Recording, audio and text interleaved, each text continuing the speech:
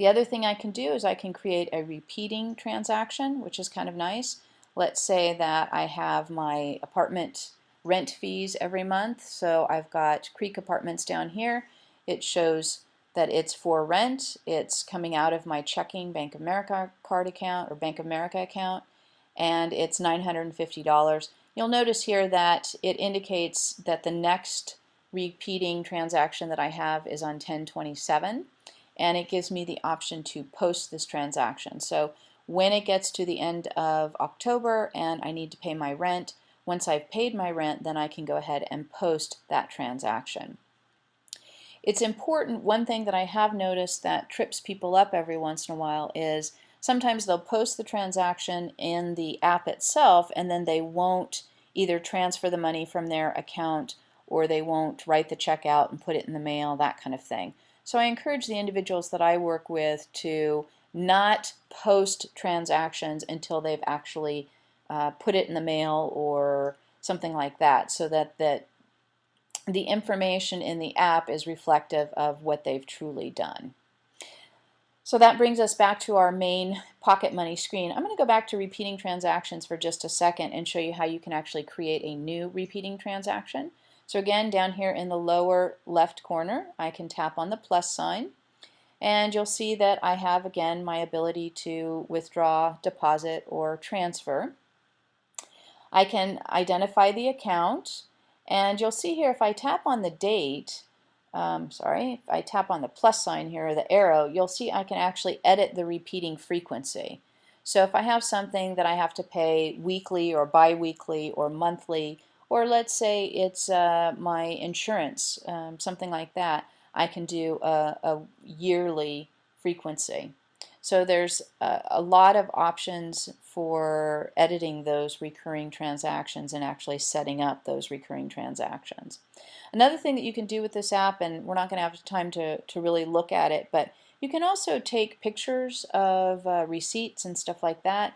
That's a very nice feature because what you can do with that is associate that receipt with that particular transaction, and that way you kind of know exactly what you spent your money on at the grocery store, etc. So there's a lot of features available within this particular app that you might be interested in. Let me go ahead and jump back to our PowerPoint presentation, and we'll take a look at our next option, which is budgets. So some of the features associated with budgets is you can create budgets based on a particular category. You can identify the period, budget, rollover budget. So there's a lot of different options. And again, the cognitive connections associated with this are going to always include attention to detail. If you happen to assign a particular expense or income to the wrong category, then that can really have a significant impact on your overall information. So attention to detail is extremely important. Planning really is associated with budgeting in particular, so we'll talk about that. We've talked about the categorization aspect of this. Decision making, do I want to pay cash for this particular thing, or do I want to put it on a credit card, etc. And a lot of times, I'm going to jump back over to Pocket Money.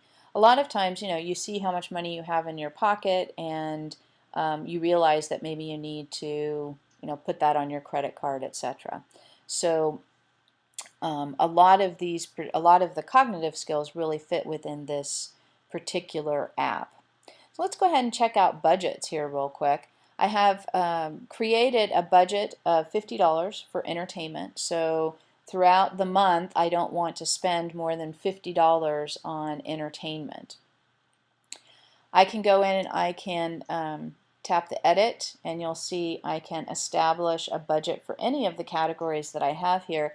I can also establish a budget for any category that I might have created. So let's say I'm going to come here and go to snacks, and you'll see it says edit budget. So for my category food and snacks, it is an expense in terms of the type. I'm going to assign myself monthly. Now I could change this if I wanted to say weekly. So weekly, I don't want to spend more than let's say $12 at Starbucks for snack kinds of things. Now $12 is may end up being actually a lot, because that's going to end up being, about $50 a month or so. But we're just going to put this in there as an example. I'm going to go ahead and say done. And now you'll see I have my food snack budget has been established. It's $50. And I have spent, remember this is rounding to the dollar, so we could change that in the settings if we wanted to. But basically, I had $50 set for my food, or $12 a week, so that'd end up being close to $50. And I spent $5 already for my budget. So this ends up being something that people can sort of get a better idea. It's if they are, $35 into their food snack Starbucks budget for the month, and it's only the 5th or 6th of the month, then they know that they're either going to have to slow that down, or they're going to have to adjust their budget not only for their food and snacks, but also potentially for some of the other areas that they're spending money on in order to make up that particular amount. This is really good for individuals, obviously, that are on fixed incomes. I was working with a student that had moved out on their own, was receiving Social Security, and was having a hard time staying within the budget, was always having to call her parents and ask for additional money. And so we had her start using this Pocket Money app, and we were able to get her to stay much closer to her monthly budget just by being aware of what she was spending it on, and how much money she had spent during the month, and on what topics or what categories and stuff. So that becomes a very, very helpful kind of a thing. So again, if we wanted to create something else, we'd go ahead and just go in and edit the information. If I wanted to, I could create a new category even from this screen, and go ahead and establish a budget with that. So this will also tell you kind of, where your income is, what your actual is versus what you anticipated. So there's a lot of really good information that comes from this particular screen. I'm going to go back to my accounts for just a second, and I'm going to go to my all transactions. And again, you'll see this is kind of what we were looking at before. I do want to, since we have just a few minutes left, I want to talk a little bit about the reports. You can actually have the app provide you with different kinds of reports. So you can do a report by account, you can do a report by category, by payee, etc. So I'm going to choose a category report here, just to give you a quick reference. We don't have a whole lot in this particular app right now in terms of expenses and stuff, but you can kind of see that this is showing me, here's my rent, $950, auto was $45, food $5.25, and a miscellaneous income of $50. So I can get a very quick look at my expenses. You'll see it does graph the information. Again, because we don't have very much entered in here, the graph isn't that informative, but if you were using this on a regular basis, a daily basis, etc., you'd find that the graph can be very, very beneficial. I'm going to go ahead and go back to my all accounts one more time. We'll do reports one more time, and this time we'll take a look at the account reports. And so now I can see exactly based on my accounts, this is my checking account, my credit card account, and my cash account. I can see what I've been spending, etc. So as we go through, hopefully this has given you a pretty good idea of what some of the possibilities are. Obviously this works well for people when they're on a fixed income. It's especially helpful if the individual goes through and enters the information at the time that they're actually making the purchase. So a few of my friends that I go out with laugh at me all the time because I have this app on my iPhone, and anytime my credit card or I pull cash out of my pocket, I pull my phone out as well and I put this information in.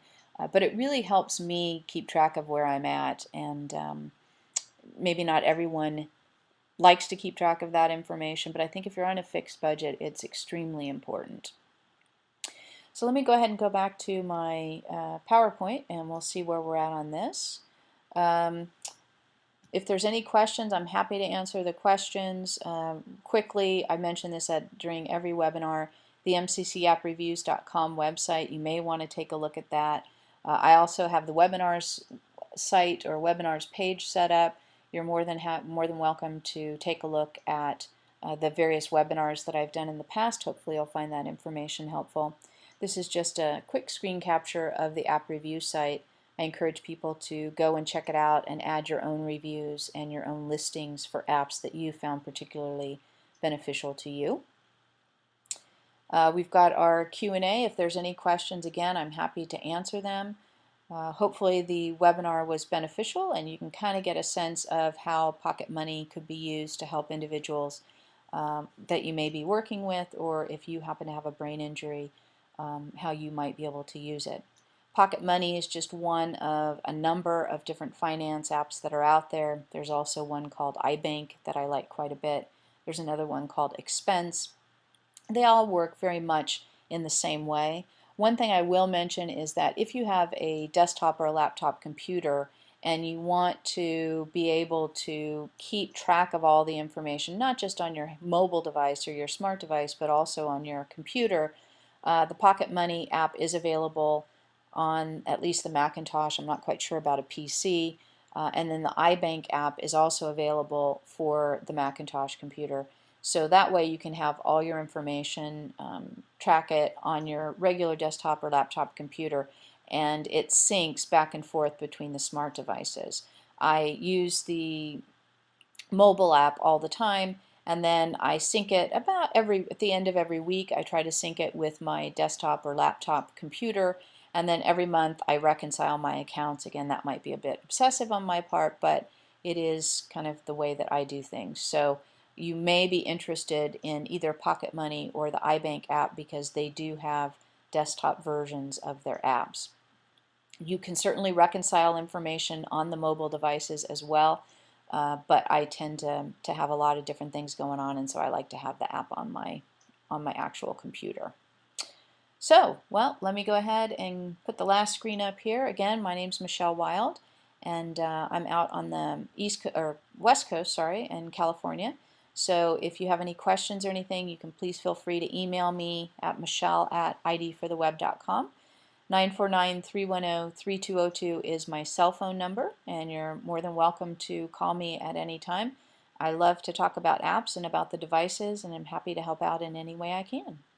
So thank you so much for participating, and the new webinar schedule, I'll post something for the month of October, and then again we'll take a break for November and December, and we'll jump back in again formally in January, and I'll post a 3-month schedule at that point in time. If you have any suggestions for apps or any recommendations, please forward them to me, and I will be happy to take a look at them and maybe do a webinar in the future. Thanks very much. I appreciate everyone's time, and I will look forward to hopefully seeing you again in October.